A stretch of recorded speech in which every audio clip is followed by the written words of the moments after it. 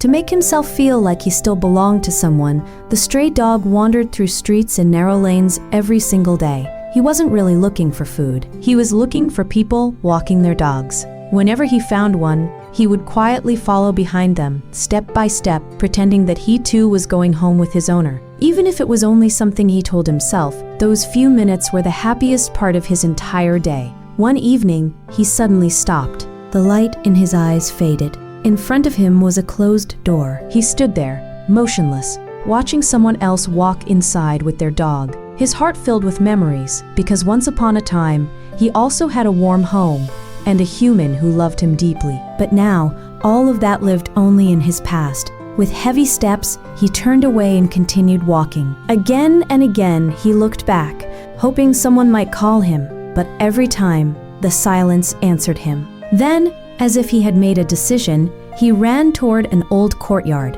This used to be his home. Since his elderly owner passed away, he never had the courage to walk through that gate. He only stood outside, staring at the broken house, the rusted chain swaying in the wind, the empty bowl filled with rainwater.